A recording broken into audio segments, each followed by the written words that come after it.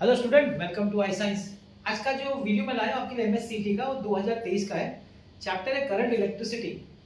और देखिए क्या टॉपिक है। An ammeter of 27 ohm resistance gives full scale deflection when 5 milli ampere current flows through it. अब ये जो एमीटर है, मतलब ये as a galvanometer is acting as an ammeter. याद करिए, आपका करंट इलेक्ट्रिसिटी में टेक्स्ट बुक में टॉपिक है galvanometer as an ammeter and as a voltmeter. तो यहाँ करंट की बात हो रही है, मतलब आपका गैल्वेनोमीटर है ना, करंट मेजर कर रहा है। What is the maximum current that can be measured by three resistors each of 9 ohm in parallel with the ammeter? सबसे पहले देखिए, आपको ये एमीटर समझिए कि गैल्वेनोमीटर, हम लोग इसको गैल्वेनोमीटर को हमने पढ़ा है गैल्वेनोमीटर एंड एमीटर। तो इसको गैल्वेनोमीटर समझ के उसका रेजिस्टेंस लिखेंगे, गैल्वेनोमीटर का रेजिस्टेंस लिखेंगे G is equal to 27 ohm।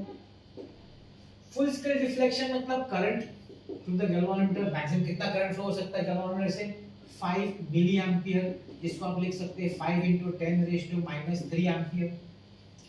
What is the maximum current? कब? जब आप तीन रेजिस्टर कनेक्ट करेंगे। ध्यान से देखिए, मैं इसमें क्या मतलब बताने की कोशिश कर रही है।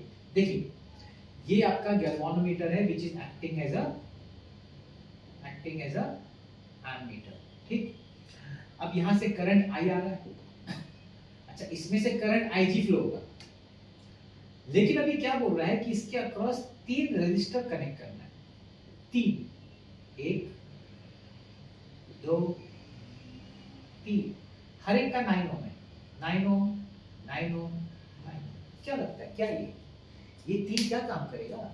ये तीन जो पैरेलल में कनेक्ट हुआ है गैलन, क्या काम करेगा? वो एज अ शंट काम करेगा, शंट। इसका जो तीनों का जो इक्विवेलेंट होगा ना, that will act as a shunt. याद करिए, आपने शंट पढ़ा।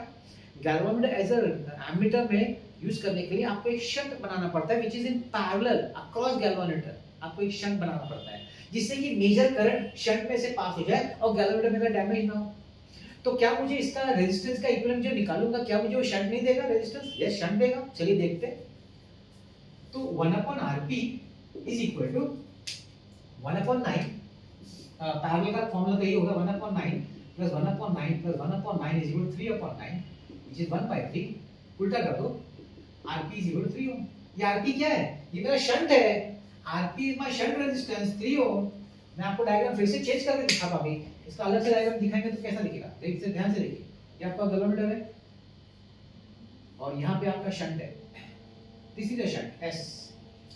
तो यहाँ से आपका मैक्सिमम करंट आ रहा है, यहाँ से Ig फ्लो होगा और यहाँ से क्या फ्लो होगा? ये Ig है और यहाँ से आपका Is, current to the shunt. आपको ये पूछा है मैक्सिमम कितना हो सकता है। वही देखिए क्या पूछा है, what is the maximum current that can measure. आप कितना मैक्सिमम करंट मेजर कर सकते हैं? I current, that is what is asked. Ig जो है वो यह है जो गैल्वेनोमीटर खुद मेजर कर सकता है मैक्सिमम। Is जो डिफ्लेक्ट होता है शंट में से, अब बात करते हैं। तो टोटल करंट I वो पूछा। आई होप आपको क्वेश्चन समझ में आ गया।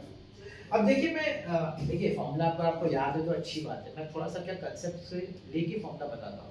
जिनको फॉर्मूला आता है वो डायरेक्टली यूज कर सकते हैं, मेरा कोई ऑब्जेक्शन नहीं उसमें, लेकिन मैं थोड़ा एक्सप्लेनेशन पे ध्यान देता हूँ। तो देखिए क्या एक्सप्लेनेशन है। ये दोनों पैरेलल है। दोनों पैरेलल होने की वजह से क्या होगा, पोटेंशियल डिफरेंस दोनों के अक्रॉस सेम होगा, गैल्वेनोमीटर और शंट के अक्रॉस। तो गैल्वेनोमीटर का पोटेंशियल डिफरेंस क्या होगा? Ig into G, current into resistance, current into resistance, yes. और यहाँ का पोटेंशियल डिफरेंस क्या होगा? Is into S, Is into S, yes, okay. Ig into G, मुझे तो I चाहिए, तो क्या मैं Is को लिख सकता हूँ I minus Ig? Can I write for Is as I minus Ig? क्यों लिख रहा हूँ? क्योंकि मुझे I चाहिए ना, मुझे Is में इंटरेस्ट ही नहीं है, तो Is को निकालो, I minus Ig। अब मुझे I चाहिए, मैं एक साइड करेंगे तो इसको ये divide Ig G upon S is equal I minus Ig, Ig G upon S plus Ig is equal to I.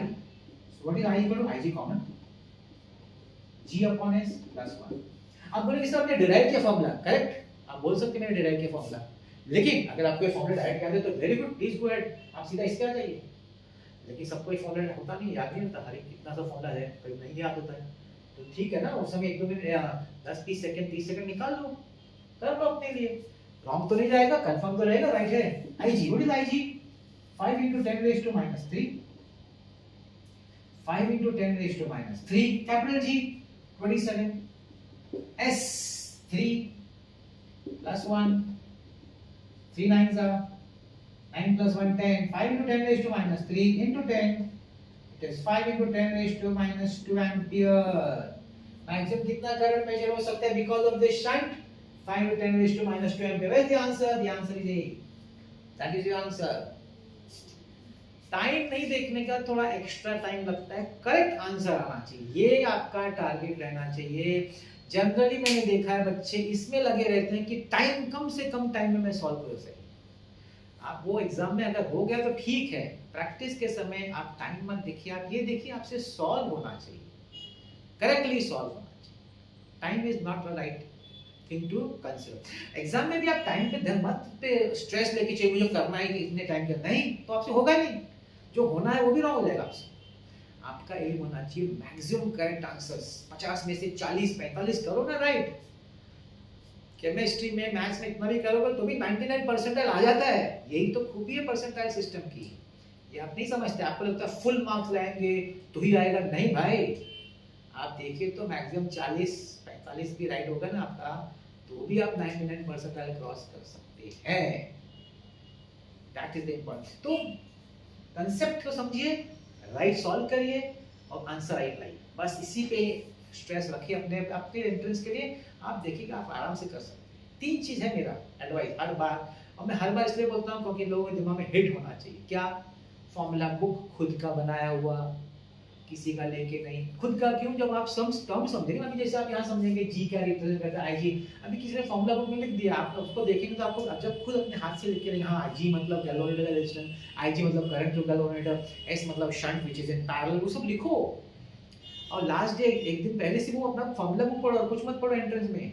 आपने जो खुद का फॉर्मूला बुक, आपके लिए बाइबल है, कुरान है, गीता है, वही सब कुछ है आपका फॉर्मूला बुक, उसी को पढ़ो लास्ट डे के लिए। आप विश्वास नहीं करेंगे, आपका बनाया हुआ फॉर्मूला बुक आपको बहुत मदद करेगा। दूसरा काम क्या करने का? अच्छा सा रेफरेंस बुक लेने का, जो जो चैप्टर हो चुका है पढ़ा के, थ्योरी सब चैप्टर क्लासेस में, कॉलेज में, जहाँ भी, तो खुद उसमें से रेफरेंस बुक से लेके सॉल्व करने का। टीचर के लिए वेट नहीं करेगा, टीचर एमसीक्यू कर रहा है, ये तो गलत ही सोच है कि टीचर एमसीक्यू कर रहा है फिर हम कर नहीं, बिल्कुल आपको थ्योरी कांसेप्ट आ गया ना, आप स्टार्ट करो, आप एक रेफरेंस बुक लेके चालू हो जाओ। नहीं आता है तो टीचर से अपने डाउट्स पे जाके पूछो, रेफरेंस बुक। तीसरा पीवाईक्यू देखने का, पीवाईक्यू देखने का, उससे क्या पता चलता है कि आजकल का ट्रेंड क्या है, सम्स कौन से आते हैं एग्जाम में, आइडिया मिलता है ना किस तरह के सम पूछते हैं। मैं रेफरेंस बुक से तो बहुत सारे सम कर रहा हूँ, रेफरेंस बुक में वैरायटी ऑफ सम्स है, कोई ऐसा है कि बस आपकी प्रैक्टिस के लिए कि आपका स्ट्रेंथ, आपका जो फाउंडेशन डेवलप करने के लिए सम्स है, शायद वो उस तरह के सम्स एग्जाम में नहीं पूछते, आपको आइडिया आएगा। तो आप जिस तरह के सम्स होते हैं उस पर ज़्यादा स्ट्रेस देंगे। ये 3 ही काम करना है आपको।